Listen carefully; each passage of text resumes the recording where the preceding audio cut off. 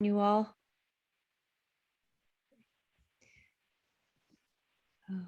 I want to welcome everyone here to the third of our summer TLC open conversations on digital questions. We are privileged and excited to have Professors Eric Pisa and Adam Scott Want join us to share some of their research, experience, and thinking on some very important questions, and to take questions from us at a later time in the session. I'm going to ask them to introduce themselves and frame the discussion they're about to have. I think they'll do that much better than I can right now. And I want to welcome both of you and express my appreciation yet again for taking time this close to the start of classes to be with us and engage in this discussion. So Eric and Adam, take it away. After you, Eric. No problem. So, hi, I believe I met most people in attendance today. So my name is Eric Pisa, an associate professor in the Department of Criminal Justice. Going into my 9th year at the college, I was doing the math a couple of days ago and my mind literally almost exploded when I said that out loud, because sometimes it feels like I just got here. Other days it feels like I'm going on my 19th year, but most days it feels like I just got here. So my research revolves, kind of broadly speaking, around evidence-based policing with an emphasis on technology. Technology in a number of forms: video surveillance technologies, gunshot detection technologies, body-worn cameras, but also considering kind of just data analysis and using data to drive the police mission, considering that as a technology as well, right? So that's pretty much broadly speaking what my background is, right? So let me turn it over to Adam to give his introduction. I guess we could just dive into it after that. My name is Adam Want. I'm an assistant professor in the Department of Public Management. I teach in the Master of Public Administration program in Inspection and Oversight. I teach in the Digital Forensics and Cybersecurity program. I'm an attorney in New York as well, who practices about a day a week. My specialization is technology for law enforcement and law enforcement use and privacy concerns around technology. I've built multiple software systems for federal and local law enforcement agencies, software systems that deal with investigations and data mining and data use. I currently, with Dr. Marie Helen Maris and Yana Arskova, have a $600,000 NIJ grant to learn how fentanyl is being sold on the dark web and build a tool to help combat it that the DEA could use to quantify and find people selling fentanyl on the dark web.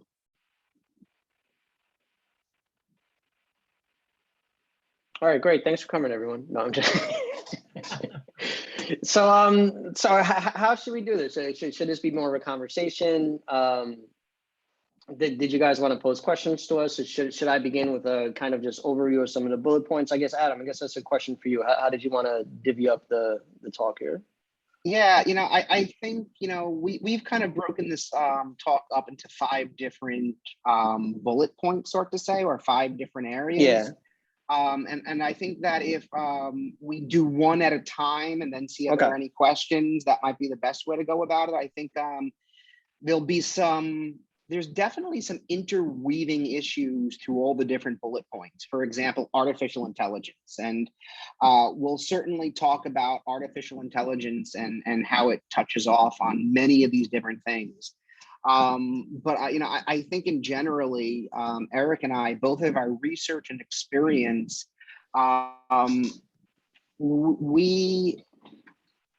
we know that public safety and law enforcement could be reimagined via the use of technology.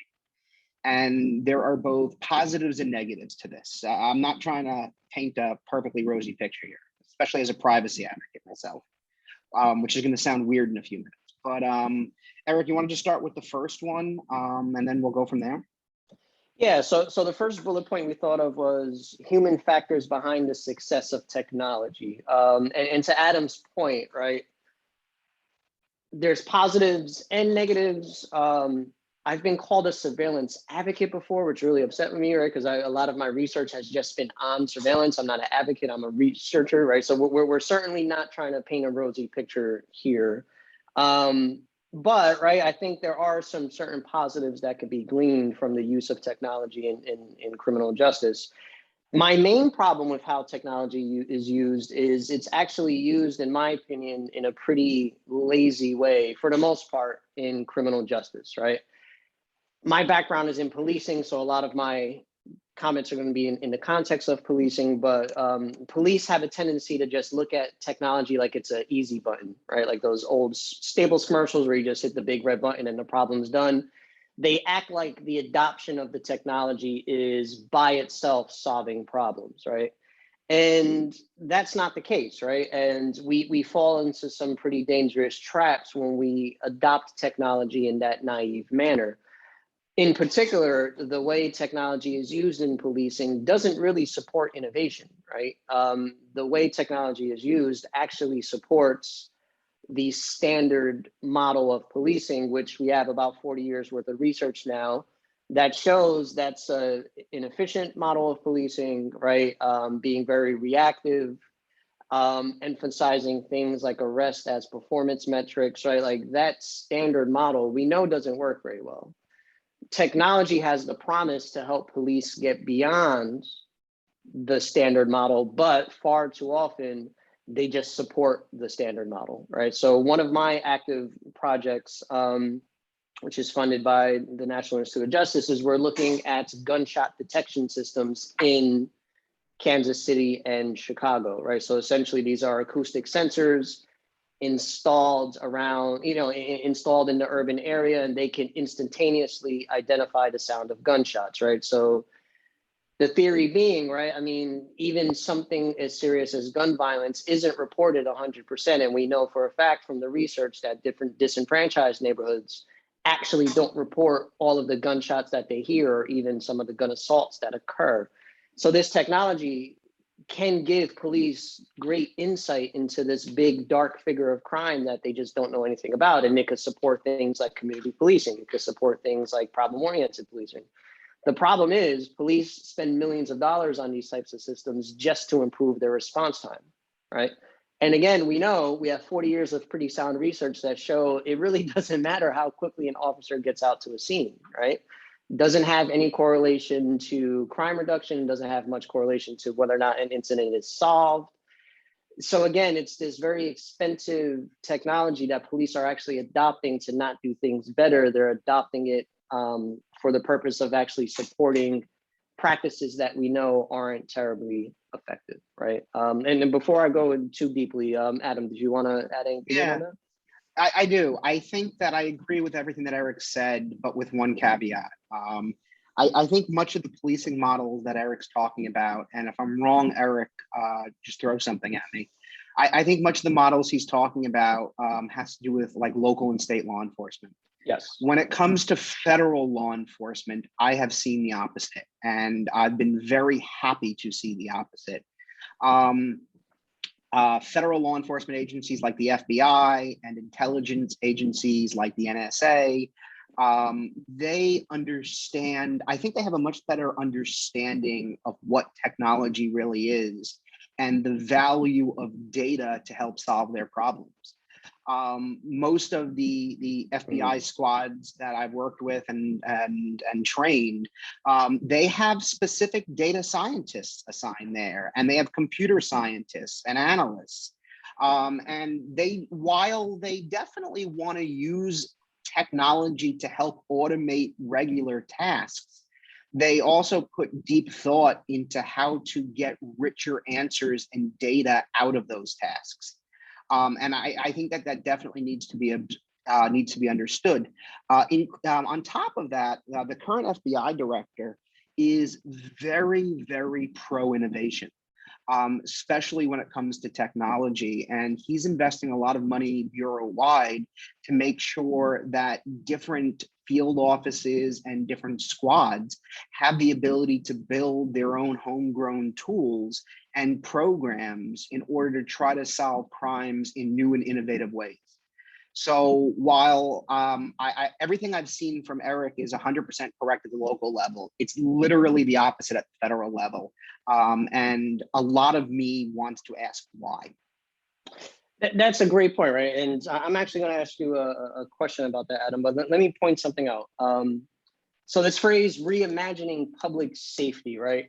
In the dialogue that the college put together in the panel discussions, right, there was a lot of conversation around this notion of what does public safety mean, right? And everyone kept going back to this kind of dichotomy of what the police mean when they say that versus what the community means. Adam made a great point there, right? We need to actually define police as well too, right? All of my insights and perspective, right, come from the local level. Adam's insights and perspectives comes from the federal level. We could probably break it down even further, right? I mean, there's 18,000 individual police agencies in the country. So reimagining public safety, getting the community input makes a ton of sense, right? But we also have to think about what law enforcement audiences exactly are we talking about. So Adam, let me ask you a question about maybe why that is. Do you have any insight on the training requirements or education requirements for leadership positions in federal law enforcement? Is it up to the discretion of the individual agencies, or do they have mandates? So I could definitely talk more about the FBI and NSA than I could talk about, for example, ATF or, you know,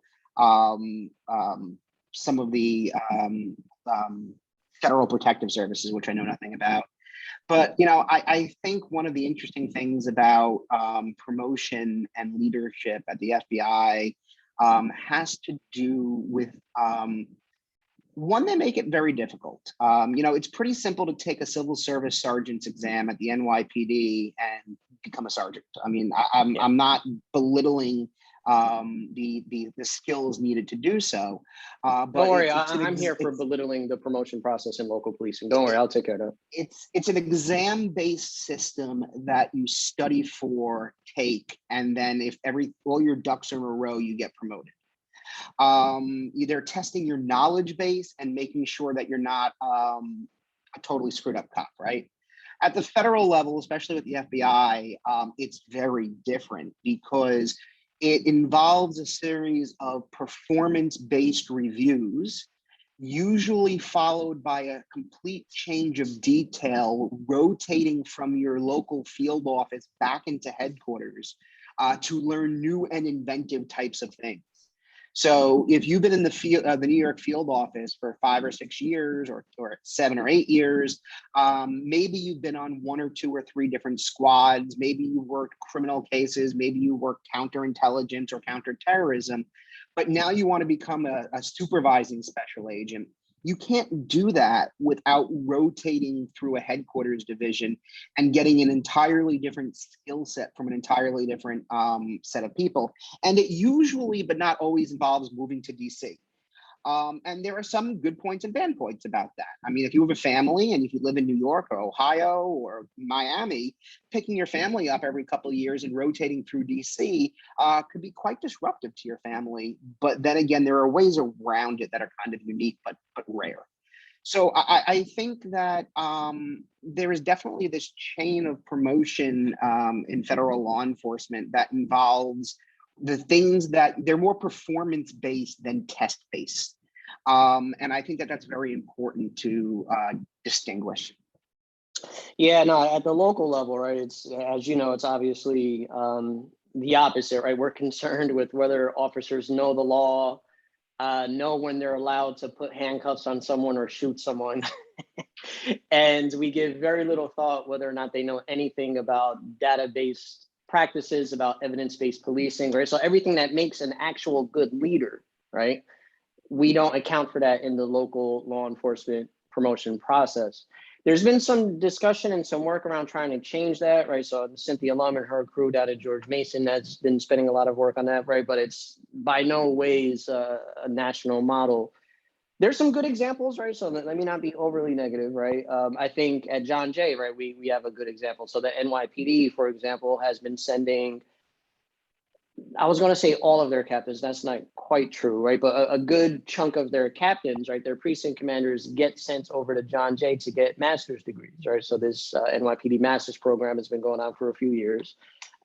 Boston Police Department has a similar partnership with Harvard University, right? So they're ensuring, right, that if a officer rises to the level of commander, right? So if someone's in a leadership position, they're ensuring they have at least a baseline level of knowledge about evidence-based practice, about how to use data to make decisions.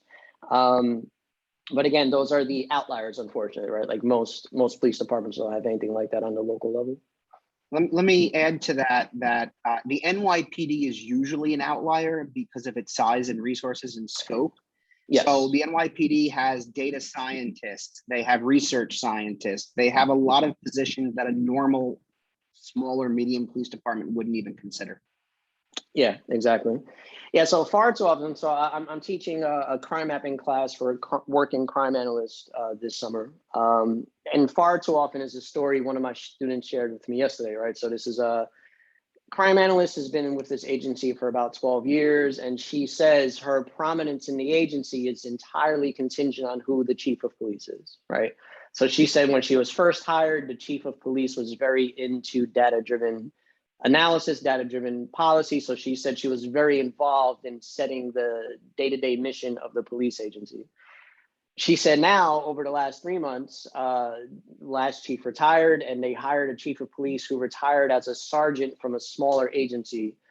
And again, not belittling sergeants, there's plenty of smart sergeants out there, right? But this is someone who didn't have the knowledge just because they never really rose to a high leadership position. And the joke she made, almost tongue-in-cheek, right? She said that she expects to be fired and for them to use her salary on beer, because she said they obviously have no role for her. And the chief actually told her when they first met that, yeah, I'm not really into all of these like numbers and graphs and stuff. So we have to figure out what to do with you. Again, it just took from 1 week to another. The data-driven chief left and the new person came in, and now the agency is completely abandoned evidence-based policing. I'm always here for the good news. All right. I want to add on to that. I think, looking at my outline of the human factors, I think in my mind, at a local law enforcement level, what's important when it comes to technology and human factors is the implementation of policies that follow best practices and that are evidence-based. I think it's really important. Whenever I talk to cops out in the field or cops in my class, or whenever I'm doing specific types of work, I hear a lot of, we don't need all these policies, just trust us. And I hear that from like Intel Division police officers who have access to massive systems. Most people don't really understand the type of surveillance we're under in Manhattan. Okay, I think that even the average criminal justice professor, unless you're into technology, I don't think you have a full scope of understanding the scrutiny that we're under through systems like license plate readers, RFID readers, facial recognition systems, different types of air-based sampling systems, different types of subway protection systems. There's these massive grid of systems out there. And on top of it, all the different cameras from all the different businesses that are piped into the real-time crime center of New York City. So like, even if you're standing inside a CVS or outside of a major bank, you're part of a system that's rapidly figuring out and identifying what's going on. And being that they don't always adopt policies as quick as they adopt the technology, that to me is a real problem. Yeah, in order exactly. for these, Yeah. I'm sorry, go ahead, Adam. No, I just, in order for technologies to meet my level of scrutiny, Policies that follow evidence-based practice and best practices must be attached. And there's two examples I can give. The LRADs, the long-range acoustic devices that are used to break up riots, they could have a variety of problems, including neurological damage for people standing close to them, but the policies are very hard to get a hold of, and it's up to the officer a little bit about how to use it. And then the retention of our license plate recognition systems in New York City. You can tell where any car is in the island of Manhattan within basically 2 to 3 blocks. That's how diffused the technology is. And from what I could tell, we have records going back to just after 9/11. So we're collecting all this data, and we have like 20 years of data of where every car has been at every time. And okay, maybe if the NYPD can keep that secure, that's maybe okay, maybe not. But data breaches happen all the time, and they happen to everybody. So if information like that got stolen or leaked out, think of the serious consequences that could have occurred because of it. Yeah, that makes a ton of sense, right? And just let me add a little bit to this human factors bullet point before we move on. So the large amount of technologies that Adam was just speaking to, right? Like, so on one hand, policing is very committed to technology, right? But on the other hand, right, I would argue they're not committed to it in the correct way, because all of these technologies are implemented without acknowledging that in most cases, or at least a lot of cases, is going to be based upon the human use of the technology that's going to determine whether or not they work, right? So video surveillance cameras, for example. So essentially, when I was analyzing Newark, New Jersey's video surveillance cameras years ago, what we found quickly was that the cameras weren't really generating any significant crime control benefits.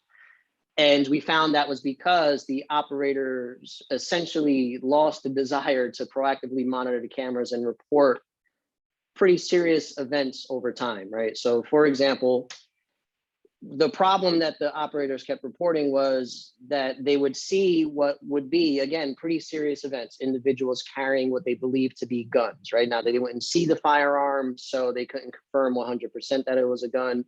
But things like bulges in waist, people passing what looks like a gun in paper bags to each other, right? You can see the shape of these objects, right? I would contend that's something that deserves police attention. But given the policy of how the agency responded to these events, when someone would see someone that they thought was carrying a firearm, that event will be lumped into the pool with all of the other 911 calls that are coming in at the time. So that meant that they had to wait for all of the other events that came in previously via 911 before an officer was dispatched. So what the operators would say is, hey, listen, I'm seeing really problematic stuff in real time. Our policy isn't getting a cop out there for 20 minutes. The incident is over by then, right? We're spending millions of dollars on cameras for the purpose of seeing these types of cases in real time. This is why we justify in policing spending millions of dollars on surveillance technologies to see things like individuals carrying weapons in public. And over time, the operators just stopped reporting that stuff, right? And they waited for either confirmation that something was a weapon. They waited for an actual fight to break out.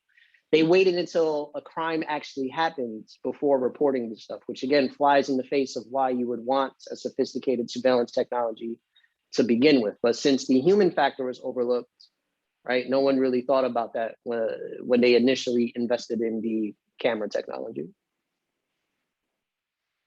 I think going to the next bullet point, this is a good, because the next bullet points on video surveillance cameras and data sources, I think we're kind of in the middle of that right now.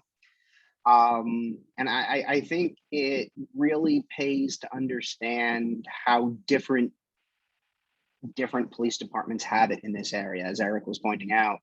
On an island like Manhattan, most of everything is videoed at all times. I mean, most streets, most corners, most buildings, at one resolution or another, just about everything important is being recorded, and those videos are being kept for an undisclosed amount of time. But in smaller police departments, there might not be any videos, and maybe the officer has a body cam, maybe they don't. I think that that's important to realize. And I at least see two important issues in this area. One has to do with facial recognition and when and how facial recognition is used. There's the China model, which is it's used on everyone at all times, and people's whereabouts are permanently recorded and saved in databases. So, if you leave your house and you go to the deli and you come back, there's an official government record showing that all happened.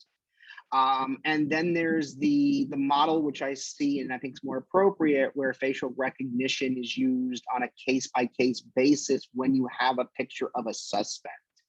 And I actually agree with that being used that way under certain circumstances, because as Eric could also tell you, there is an unfortunate bias that's built into facial recognition against minorities, women, and transgender people. But we could overcome those biases over time, and we need to. It was our accidental fault that we trained our models on white males. And that's something that we could fix. Yeah, so let me kind of add a different, kind of a tangential operation to this notion of video surveillance as data. So I'm currently in year 2 of a project that involves the systematic social observation of body camera footage from Newark, New Jersey. So essentially what we did in year 1 is my colleagues and I gathered information mostly on use of force events. We created coding protocols. The videos were watched, very carefully encoded for specific data and variables and themes. And this effort has brought me around to the opinion that video surveillance technology can be a very significant driver of police reform, but not in the way where it's commonly spoken about. Body cameras, for example, due to things like the Obama administration providing millions of dollars for police departments to adopt body cameras, have become seen as almost like a silver bullet solution, right? Every police department is told they need to outfit their officers with body cameras.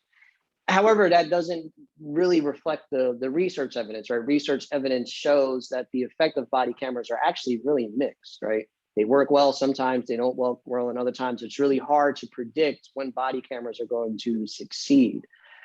So rather, the reason why I think technologies like body cameras are key to reform is because of the actual data that they collect that allow us to analyze things that are important to the reform agenda, but that can't be easily measured. To give one example, procedural justice, right? That's another one of these hot button terms, right? We want officers to treat suspects in a procedurally just manner because the research suggests that that leads to a lot of positive outcomes. Great, how do we measure whether or not cops are being procedurally just, right? By having them fill out a report, people lie. By surveying citizens, you're never going to get a big enough response rate to get a true sense of how the citizens are feeling, right? I would contend watching the officers is the only way to determine whether or not they're doing that, right? So as an example, one of the studies that we recently published from this systematic social observation effort, right? We were able to measure the percentage of cases where officers were actually in compliance with the procedural justice policy, right? And we found that about 50% of cases officers were. Announcing body cameras, right? That's something else that most police departments have in their policy. When you show up to a scene, you have to announce that you're wearing a body camera, right?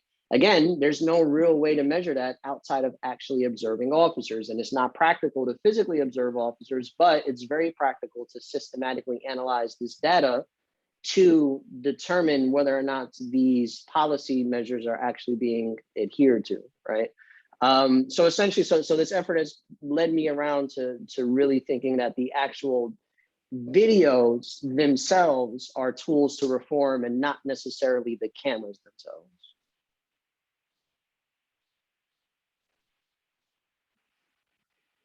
There's a comment in here. Yeah, I'm checking out the comment now.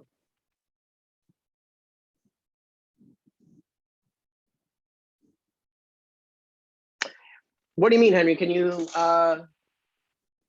just expand upon that a little bit? So I was thinking about judicial decisions that are based on an algorithm, and we sort of remove the judge's discretion.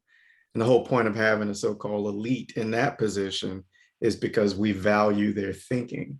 And so you could use data and previous cases to check to make sure if the judge is making biased decisions. Same thing would apply at the street level with policing. You train them and educate them to do the right thing, but you can also look back at their cases, their previous cases, to see if they're doing things that are similar or dissimilar to their colleagues, and if they're showing more aggression on the street, if their cases, result in more negative outcomes. That makes perfect sense, right? Because to pick on procedural justice a little bit more, right? So all of these procedural justice trainings, right, which has become, again, a hot button thing to do, the way we measure as a research community whether or not those work is predominantly through surveys of officers before and after they get out of their training. I would contend that's not behavior, that's opinions, right? So maybe after going through the 12-week training, officers are more likely to say, right, that they believe procedural justice is important, that they would answer questions of suspects when they have, right, that they would make sure that they always use a polite tone. That doesn't measure whether they're actually doing those things, right? So Henry makes a really great point there, right? I think if we build in capacity to more quickly analyze all of this video data that we're swimming in nowadays in policing, right, we could actually measure whether those trainings are having the desired impact on officer behavior, not just officer opinions. Eric, what is your take about how body cameras change the interaction or the behavior of suspects? It depends, right? So looking at the quantitative evidence, right, it kind of is a little all over the place. Some research has found that it has had positive effects. Other ones haven't found any effects. In my research, right, we've actually found that the presence of the camera themselves, right, is only the beginning point. It's how the officer behaves during the interaction that influences what we're interested in, whether or not force occurs, right? For example, just announcing the presence of the body camera, right? When we observe that on our camera, and when we observe that in our study, the risk of force occurring actually drops by about 60%, just by an officer doing that simple action, right? Procedural justice, right? The more officers adhere to procedural justice standards, the likelihood of force also significantly decreases. But there will be no way for us to know that outside of analyzing this data source that we have access to. I obviously, I don't have much negative interaction with law enforcement, obviously. But about 2 to 3 years ago, I was a passenger in a car that was pulled over for speeding in Virginia or something. When the officer walked up to the car, the first thing I saw was his body, I heard was his body camera turned on. Because it does make a distinctive tone set. And I'll tell you for sure, it changed the entire interaction for both of us. I dealt with the situation differently than I normally would have dealt with. And he dealt with the situation differently because he claimed to have evidence of speeding on the video on his radar gun, and claimed to want to show it to us. But when he tried, he wasn't able to show it. He cleared it by accident. So it changed the entire interaction with how things went. And I found that was very interesting from both points of view, but that's just anecdotal. Yeah. It doesn't mean much. Yeah, that makes a lot of sense. I think maybe we move on to the next one, because I think it's one of the most important ones. I think the next two bullets are really important, but empowering law enforcement with advanced investigation tools, enhancing investigations with AI, machine learning, and other software solutions. It's something I've done a lot of in my career. I've worked with students. I've taken our own grad students to the FBI, and we built investigative software for them as special topics courses. I'm doing one actually this semester, a forensic capstone with our forensic computing students, where we're working to build child predator software for the FBI, a second version of it. I've already built the first.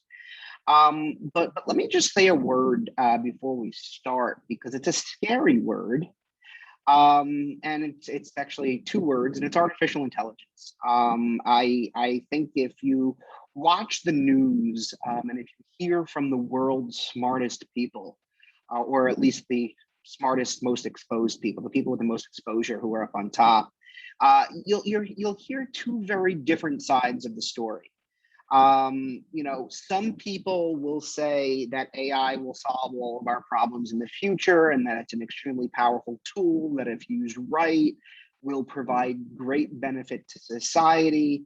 Others will say that AI and machine learning is going to destroy everything that we built, and it's the biggest threat to humanity that it's ever existed. Elon Musk says that, for example. My vision, my view, I've worked with AI, I've worked with building AI models. I've worked with mathematicians on building AI that is used by federal law enforcement. And my answers are, it's kind of what we make of it. And it's how we use it, because AI is so powerful. And when we get to the vehicle and traffic stops, I'm going to talk a little bit about AI. AI could identify problems that most humans can't.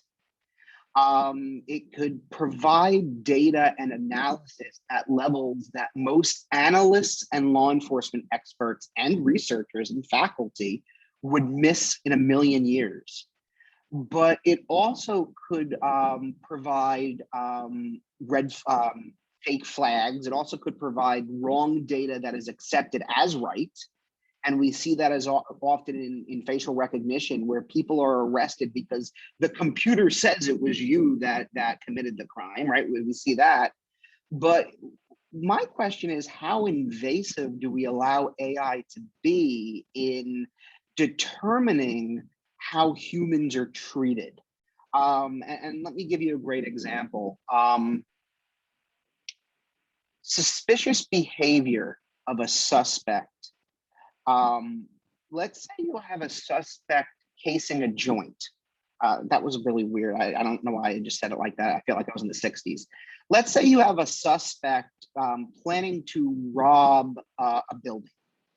And they are walking around the building, they're observing video cameras, they're looking in windows, they're looking at locks, they're looking at security protocols. You know, the average beat cop is trained to pick up on this behavior and learn how to interact with it, but the average beat cop can't be everywhere at once. When it comes to AI models, AI could absolutely be trained to watch people's behavior and over time determine if they're about to engage in criminal activity. There's no doubt in my mind, from my experience, that AI could pre-identify people who are about to commit criminal activity by their actions. But that really leads to a new problem, which is kind of the subject of the movie Minority Report. When do you start to interact, arrest, and punish people who are about to commit crimes who haven't yet? And what if your models aren't working properly and they wouldn't have crossed that line? And that's just kind of a way I wanted to kind of open this topic, and then Eric and I might talk about it a little bit more. Actually, yeah, so that was the question I was going to ask you, right? I think the concern most people have with AI, well, I think one of it's a definition issue. Right? I think people just don't understand exactly what the technology is, but I think the valid concern people have is the false negative rate, right? I think we could all agree that if the AI, 100% of the time is correct, it's less of a concern than if it's wrong quite a bit of the time. So in your experience, I mean, what is the false negative rate for these types of technologies, or is that even being systematically tracked? So So the AI experience that I have that I can talk about has to do with using it against financial systems for like international transfers of money and wiring and looking for certain patterns. So it hasn't, I personally have not worked on AI systems that deal with human behavior, although I've worked with people who have built AI systems that look at human behavior. So it's conversations we have, and I'm not really privy. I'll tell you, when it comes to looking at financial transactions for fraud, the false negative rates decrease over time. So as the models are taught, basically AI is a system where you teach the computer between positive and negatives or right and wrong interactions. And over time, it looks at certain artifacts within the information to learn and to better perform. And the models that I'm familiar with are known as semi-supervised models because they don't work by themselves. They need an analyst or a programmer sitting there to say, yes, you were right. No, you were wrong. Yes, you were right. And the systems could be used in real life well before they reach a threshold that me and you might consider appropriate. And there are no standards on what that threshold, there are no legal standards on what that threshold really is. So yeah, you just funded $500,000 or $1 million to have an AI system built for you. And if I'm lucky, I'll get a new boat from it. But I don't have a boat, that was a joke. You know, you'll want to start using that AI for law enforcement purposes sooner rather than later. And the ability to be correct does increase over time on a regular standard basis. So, you know, using it over a year, it's going to start off at a much lower false positive rate or than, you know, at the end of the year. Actually, excellent description, right? So by that description, I think the gunshot technology, the gunshot detection technology I mentioned before can also be considered a form of AI, right? Because the system identifies noises it thinks are gunshots, but it's the human analyst that actually reviews the audio and says, yeah, this is a gunshot, or it sounds like something else, right? It sounds like a low-flying helicopter, or a firecracker. And over time, that's supposed to teach the system to get a little bit more accurate. That seems like very much like a semi-supervised model. Yeah. So I don't have much insight on AI, but I do have some opinions on machine learning, right? And I think I'm going to link this back to my body camera example.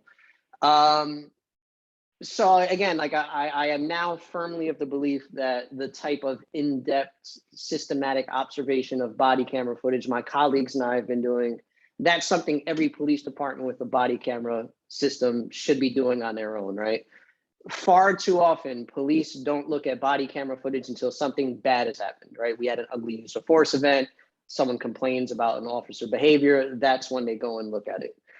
Even agencies that do periodic random reviews of their footage, in my humble opinion, are really just looking for evidence that officers have broken the law, right? And as long as they haven't done something illegal, no one pays much attention to it. So, right, I'm an advocate for police doing this type of work on their own. I'm also mindful of the fact that police are very busy, right? And they don't have the resources or personnel to do this level of observation that my colleagues and I have been funded to do from a research grant. So I would like to see machine learning applications applied to video footage like body camera more often, right? Because what that would do, it would alert police to the incidents they should look at. And more importantly, it may just be a couple of minutes within the incident that they need to look at, right?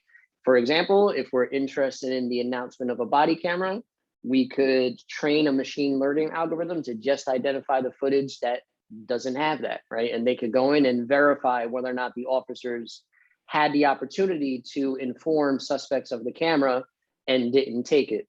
If we're interested in officers being courteous, right, we could train machine learning algorithms to identify swear words, for example, and then we could look at the videos where swear words occur just to make sure that the officer wasn't using the swear word in a context that violates the procedural justice policy, right?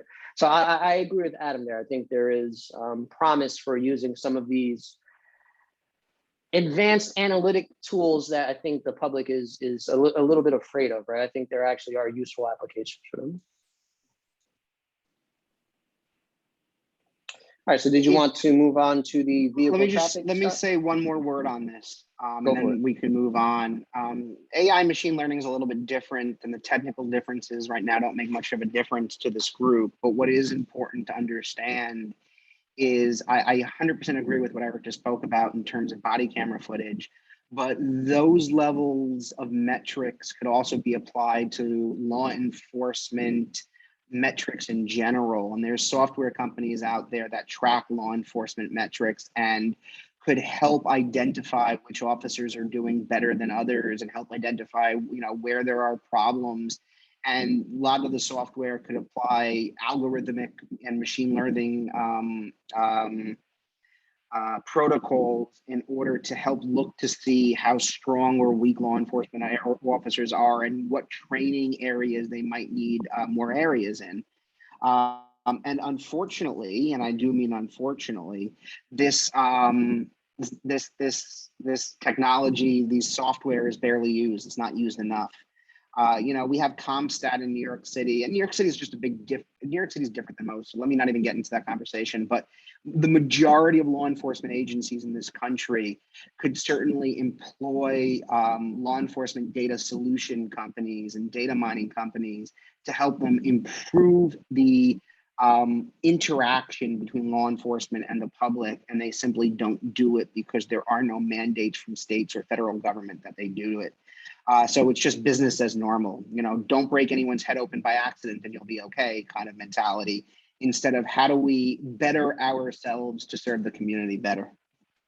Yeah, and you mentioned CompStat, right? So this notion of law enforcement metrics, I think, is really important in the context of performance meetings like CompStat. Right, so when police leaders get into a room to do the CompStat process, what are they looking at, right? To my knowledge, everyone looks at the same metrics they were in 1994 when CompStat first came out, right? We look at arrests, we look at citations, we look at things that are easy to track, right? And they're easy to track because these types of official actions get recorded somewhere in a policing database, right? When you put the handcuffs on someone, it has to be reported. However, I would contend, right, and I've written quite a bit about, there's other things we want cops to do, right? And there's situations where those types of formal activities are probably not the most appropriate response, right? From a public safety perspective, right? The problem is it's difficult to measure these other types of activities, right? Measuring officer presence, irrespective of enforcement, is difficult. Measuring what I said before, whether or not an officer is being sufficiently polite. These are things that we expect officers to do, but they're not readily captured, right? So I agree 100% with Adam that leveraging technology in a way to actually measure these outputs that we want in policing is terribly important. So the next bullet point, I think, is one of the more important ones for us. Use of technology to reduce or eliminate vehicle traffic stops. This is important to me, and it's important to me because one of the things we learned from research and the Reimagining Public Safety series the school did was how many times bad situations start with a vehicle and traffic stop. Vehicle and traffic stops are one of the two most dangerous things police officers have to do, probably. Domestic violence and vehicle traffic stops are probably where a huge portion of their gone wrong things occur. And when you look at civil rights abuses, when you look at racial profiling that's gone wrong, when you look at lots of the things we want to reduce, most of them start with a vehicle and traffic stop, a huge amount of them. I had a police officer call me. Actually, I'm not going to tell that story, but yeah, the NYPD was not so happy they couldn't pull people over for this search cars for smell of marijuana anymore. But I'm not going to get into it more than that. Legalizing marijuana in New York made a huge difference to the probable cause necessary to search cars, and lots of officers were unhappy about that. I informed them that that was the purpose that the law was changed. But it seems to me, with my level of knowledge, we could reduce, if not eliminate, over time, this is not happening tomorrow, most of the vehicle and traffic stops that lead to bad outcomes, or any vehicle and traffic stop whatsoever. I'm not convinced they're necessary anymore. I was giving a keynote lecture, and I actually said that if you want to understand a job that will be eliminated in the next 20 years, highway patrol officer is probably one of them. And I still strongly believe that highway patrol officers will not be necessary in the near future due to a variety of things. But using technology to eliminate or reduce vehicle and traffic stops is something we've already started. And let's give one or two or three examples, and then we could talk about what the future is. And the obvious examples: license plate readers, red light cameras, speed cameras. I recently read that on 106th Street in Manhattan, if you use the bus lane and you're not supposed to, you'll automatically get a ticket now. So there's a bunch of technologies that already exist. And I think the red light camera is one of the better examples, and so is speed cameras, to prevent an officer from having to be there to pull you over in the first place. Eric, what other types of technologies do you see that are already in place that we're using and relying upon? No, I think you're hitting them all, right? LPRs, red light cameras. But what I wanted to add is, I'm not sure, education is the wrong word here, right? But I think people on police reform advocates, right? I think they need to be more open-minded to these types of positive outcomes that can be gleaned from adopting these types of technologies, right? Because groups like the ACLU, for example, are always on the side that no surveillance technology is good, right? LPRs, not body cameras, LPRs, red light cameras, right? These are things these types of groups fight hard against. However, right, I mean, being, wholesale against these technologies means that we can't get any of the potential benefits that Adam was just referring to, right? These same groups don't like use of force events. And if we could say that traffic stops gone wrong contribute a disproportionate amount of use of force events, right, then maybe it's worth giving some leeway to the use of technology, right?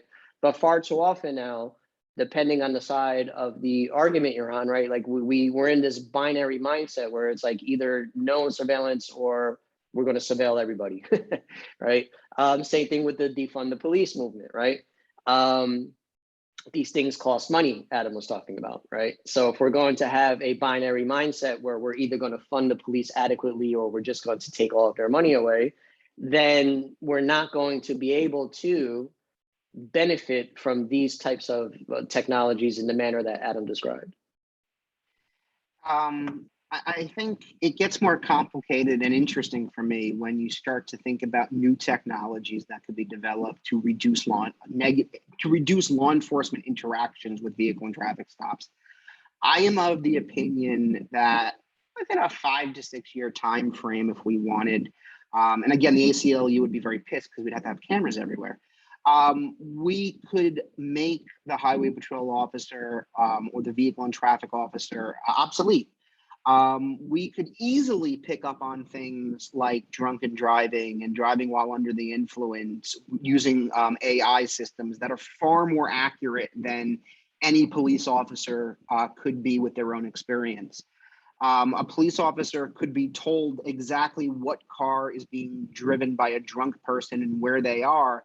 And if you want to get even more extreme with the big brother idea, you could even turn the car off and pull it over when cars become more electronic or more integrated into like a network of a grid. I mean, we could easily, if we wanted to in this country, stop people from drinking and driving if we wanted to use a technological means. Now, I'm not sure if we do or if we don't. I just know that it's very possible, and we could do it without people even having to like blow into one of those, machines before they start their car. We could do it just using video cameras and AI, ensure that people can't drive vehicles drunk. but virtually anything somebody would get pulled over for, speeding, drunk driving, reckless driving, racing, broken tail light, illegal muffler, I mean, you name it, we could provide a technical solution so that an algorithm could decide whether or not the person just gets a ticket in the mail or a police officer is dispatched to stop the person and intervene. That's a great point, right? And I think we have to acknowledge, though, that using technology to this level requires a level of public trust in the police that we probably are not at yet, right? I think part of the reason people are so uncomfortable with these ideas is they probably don't trust the police to only use the technology for those distinct purposes, right? I've had this conversation with a lot of people around drone cameras, for example, right? So people heavily against drone cameras acknowledge the potential benefits to me, right? Easier to respond to crashes, right? Using a drone rather than a helicopter, right? Fueling up a helicopter is incredibly expensive. Dealing with high leverage situations like hostage situations, right? Better to use a drone than any other type of aerial aircraft. But then they also tell me, but I don't think the police are only going to use drones for those purposes. I think they're going to be following around innocent people, clearing street corners using drones, right? So I think there's this trusting that, frankly, I just don't know how we get over in the near term. I think it's a double-edged sword, because what I'm hearing, this would be interesting to hear from people who are attending this session. On one end, we're saying there are bad law enforcement interactions which make people not trust law enforcement. But on the other end, we're saying we have a solution to prevent those law enforcement interactions, but people don't trust law enforcement enough to use them. So there's kind of this weird catch-22 out there where, let me tell you, from my point of view, I'm not allowed to drive because of a medical condition, but if I was, let me start off by saying I could probably get out of any ticket to begin with. That's really obnoxious to say, but I think a lot of us at John Jay are in that position. But I would still rather automatically get a ticket if my car exceeds a specific speed limit than have to worry about being pulled over by a police officer and having to deal with that interaction. So just from me, I would rather get a ticket in the mail which says on March 23rd at 7:14 p.m., here is a picture of your vehicle with you driving exceeding 65 miles an hour. I think I would rather that model than having to, go 5 miles extra an hour and looking around the corner for the next cop. I'm like a white guy from the Upper West Side who many would consider the epitome of privilege. And I'm ex-law enforcement and I have credentials that I carry. And, I don't really have to worry about getting a ticket. But let me tell you, I had numerous people I know who don't have that same profile, who have to seriously worry about every time they get behind the wheel of a car. And if we could just put protocols into place where the interaction is within their own hands. Yeah, if you go more than 65 miles an hour, you'll get a ticket. If you illegally tint the windows of your car, you'll get a ticket. If you are drinking and driving, a police officer will automatically be dispatched to come get you. I think that's a more fair system myself. And I think it would reduce the amount of discretion police have that lead to bad outcomes. That makes a lot of sense. I agree with everything you just said, right? Again, I think the trick is getting the level of public support on that side of the argument necessary to actually implement these types of technologically driven reforms. Unless we sit down and talk with them, Eric, I don't think they'll get it. But it's a really, really rough double-edged sword, because there are certainly ways to stop the bad interactions we all see. But at least the methods I have in my mind, like other people have other methods, get rid of the police, retrain the police, fire and rehire. We have all those ideas. But in my mind, the technological solutions that could solve a massive number of our problems require the trust in order to put it into effect in the first place. But I don't know.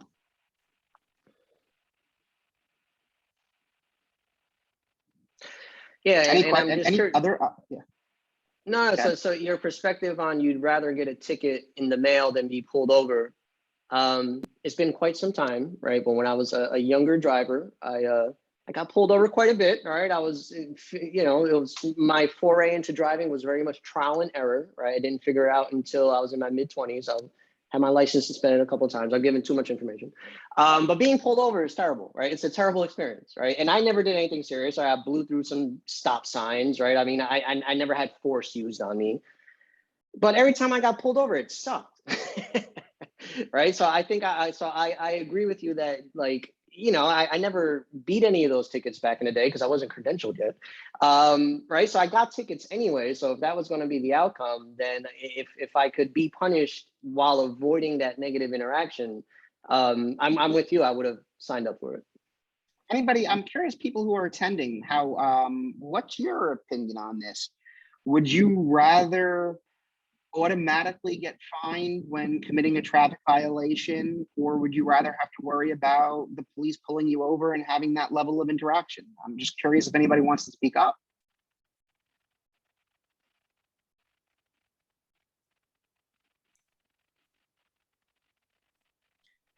So I've gotten tickets in several states, but not for several years because I don't. Congratulations. Moment. But I'd say Oregon, West Virginia, possibly Tennessee, definitely California. Don't think New York State or New Jersey, but you know, my memory's a little. And I drove a 61 Carmen Ghia at one point, so I was constantly being pulled over because the voltage on those cars is at 6. And that meant driving at night, it looked like I didn't have headlights, but the car was really trying. Even though the majority of the officers who communicated with me about perceived violations were kind and courteous, I found as a young woman, it was quite intimidating. And from what I knew about potential violations, particularly in California, of young women on their own, it was not particularly comforting. There was one particular night when the generator died on the car, and I was on a stretch of highway that was somewhat isolated after midnight. And 4 officers in a CHP vehicle stopped, and it was cold, so they let me stay in the car, and they communicated with my family. But they started telling some stories that were probably meant to impress me, but I found incredibly offensive and violating. And so, yes, I would prefer to get something in the mail. And I can't imagine what it is like for people who didn't have some of the marks of privilege I was carrying at the time that said educated, connected to middle-class family, you know, peers white, all of those things where they were likely to give me an easier time. There's a certain, I would say, culture of behavior and perception on both sides that can be so uncomfortable. I think it's really tough to want that interaction. Anybody else have an idea or an opinion about what you would, you know, prefer? I'm just kind of curious. And actually, I just dropped the URL in there to guide this discussion, right? So the state of New Jersey actually banned the use of red light cameras a couple of years ago, right? I think it's still in the, you know, legal process of whether that ban will be overturned, but that adds some context there, I think. Yeah, but if anyone else wants to share, though, please, let's open the floor for some discussion. Daniel, were you about to go? You're unmuted, I think. Okay. Yeah, so I'm with Gino on this, obviously, because it reduces the chance of being profiled and, you know, things escalating just based on skin color. Often when I see 3 or 4 state troopers pull over on the side of the highway, I think from public management, I think waste of resources, right? Unless this person in the trunk had AK-57, you know, all types of artillery in the trunk, give the citation, keep it moving, efficiency. And so I think in terms of defunding the police, which really is about rethinking the money and not so much taking it away, I think the technology of having more camera surveillance that serve as triggers and mail tickets, and then you have adjudication if you want to fight the ticket. Most people are just going to pay it, but those that don't pay it, you put in a warrant system for that for a number of tickets, and then you can do that sort of aggressive response to the individuals. But we talk about the future of public safety, and I think this is one of the things we have to think about, making technology work for us and reducing our response to make it not seem so aggressive so that people don't have these negative experiences with police officers. So yeah, that's my obvious take. Yeah, no, and you make a great point about resource allocation.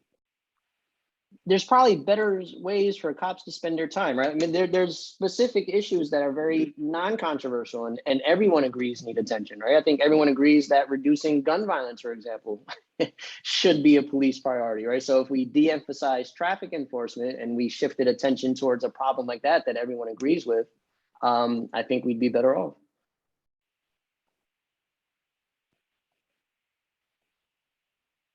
Anybody else just want to comment about your preference? If not, we'll move on.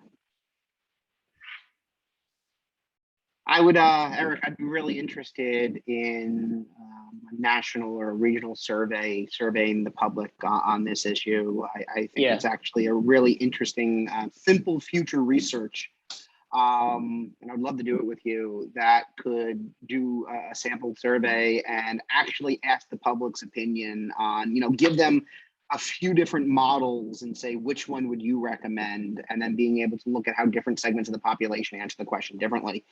If I was a well-off white volunteer firefighter from Long Island, I probably would not want automatic ticket systems. I'll tell you that much, because the chance of somebody like that getting a ticket is fairly low. It's possible, but it's fairly low. But in other cases, I could see people answering the question very differently. So that's actually a really interesting. The use of vignettes on a survey, that's a great idea you have, right? So you could break up the surveys where one gives an example of a technology in a very enforcement-driven context, right? And then ask people their opinions. And then another set of surveys gives the types of examples you're giving here and see if people are more on board when it's presented to them differently. That's a great idea. We should talk about that. We should definitely follow up and talk about that. That would be an interesting paper. I think next on our list, we have two more. We might be able to get to both of them. You want to pick one over the other of the last two, and then we'll see if we can get to the second one. Which one do you think is more important? I think monitoring the web, right? I think that fits a lot into contemporary discussions about how we're being watched when we're online.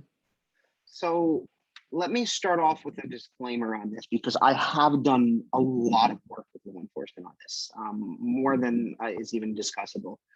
When it comes to monitoring the web, I think the first thing to keep in mind is that there is a significant difference on how law enforcement could treat US citizens in the United States and how federal law enforcement could treat non-US persons overseas. I don't think I can underscore that enough, that when we're talking about monitoring the web for crime and terrorism and everything else, non-US people overseas have almost no protection whatsoever from the US government. And the amount of systems and resources and programs and analysts that are focused on them is extremely significant and would blow anyone's mind who actually gets a full understanding of what's going on. And very few people have a full understanding of what's going on. One of the interest, it's kind of hard to talk about this when you're recorded, because you really got to step carefully. One of the interesting things that have happened in the last 10 years with the information, devising problem-oriented solutions based on the data, right? All of that, right? I'm 100% in agreement with. My concern is and this may be due to some, perspective bias I had, but, based upon the agencies I'm familiar with, too often that's not what happened at ComStat meetings, right? Too often it turns into least common denominator conversations about why are your arrests not up. It turns into opportunities for the command staff to belittle captains, right? And no real problem solving happens far too often, right? It turns into just again, just kind of a public show of shouting and belittling people for their arrest not being high enough, right? So if we could move the pendulum more towards what Dan's saying, right, I think that would be very important. Well, yes, Eric, you're right. But I'll also say that fear is a great motivator. All right, I this told my sounds like students another that- panel discussion. I told my students that yesterday. We were talking about how I motivate them, and I said, fear and manipulation works wonderful with students. And I meant it in a very positive way. And when I gave them some examples of how fear and motivation, how I motivate them using different ways, they actually all kind of understood. For example, they're doing a final presentation on their project tonight. I'm teaching this new experimental course, and they're doing presentations on their final project. And I invited, industry leaders from all over the place and the graduate dean to come watch the final projects. And that certainly raises the bar on what they have to do. They're lawyers and judges and nonprofit leaders, and they're going to be like Shark Tanking my students and giving them feedback, and using that type of motivation on students is something that I think works very well. I kind of want to say one thing. We're almost running out of time, but I do want to add an interesting observation I have as an attorney. And it's for people who follow the law in this area, it's certainly not, what I'm about to say won't surprise you. You'll have seen this. I think traditionally, when it comes to Fourth and Fifth Amendment protections for citizens of the United States, I think traditionally they did not necessarily cover a lot of the scenarios that have been brought around by advanced technologies.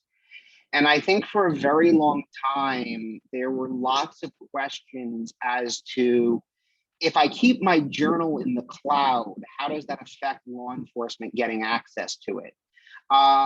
If law enforcement wants to follow my car or get access to my phone's GPS, I think for a very long time, it was kind of like the Wild West all over again, where law enforcement had a lot of discretion under the third-party doctrine, under a variety of different federal laws, and it allowed law enforcement to be pretty invasive.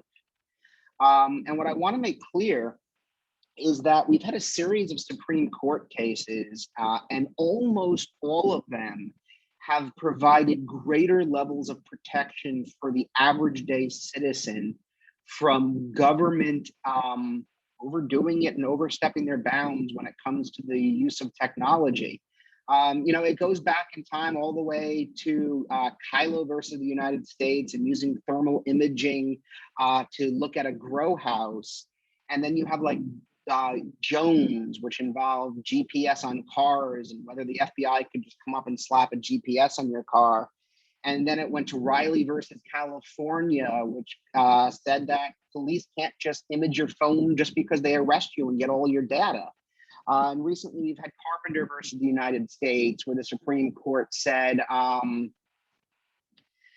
police can't get, your historic GPS coordinates as unprivileged third-party data just because they want it. And I think what's interesting is what we're seeing is not all the justices agree on why. At times, conservative and liberal justices will have very different opinions on how they come to the same decision. But very often they do come to the same decision, and that decision very often is to side with privacy. And if you listen, I don't want to say side with privacy because they sometimes make a property, like in Jones, half the court said privacy, half the court said it was a property violation. But what they do side with is protecting the citizen from abusive law enforcement or over law enforcement when it comes to technology. And I just think that these cases are fascinating. And very often when you listen to them, when you listen to the oral arguments in Jones or in Riley, the petitioner very often will phrase it in a way where he's speaking directly to the justices, to our Supreme Court justices, and the justices very plainly are asking back, you mean to tell me that the government can go out to my car right now and put a GPS on my car and that's perfectly legal without a warrant or any probable cause? And the Solicitor General will say yes, and then that's like the end of the case. But I think we're seeing this overall legal trend in protecting people from over abuse and technology with governments, and that's just something that's interesting to add on to the end of this. I think, I don't know, Eric, what you've seen, but that's, as an attorney, that really stands out to me. I know that's what Hank Schrader did in Breaking Bad to track Gus Fring. He put the GPS without a warrant. So that's the extent of my knowledge, is what happened in Breaking Bad. That's a good knowledge base. Breaking Bad's the right way to go.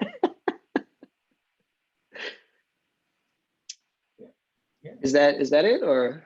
I think you're out of time, right? Am I right? You have Thank you both so very much. This was quite rich. Great to learn so much from so many different sides of law enforcement and have things to be thinking about in the coming months. So we appreciate, Adam and Eric, that you did this. Everyone who showed up and your feedback. Will be editing the recording and sharing that in a couple of weeks, okay? Have a great. I love a copy of it. And Thank if you. you're not RSVP'd for FDD, please RSVP for FDD and show up. We Gina, want thank you for the This was fun. opportunity. Thank you. Yeah, Very nice. thank you so much, Gina, for the opportunity to do this, and thank you for everyone who attended. Very nice to see everyone. Take care, everyone. We blocked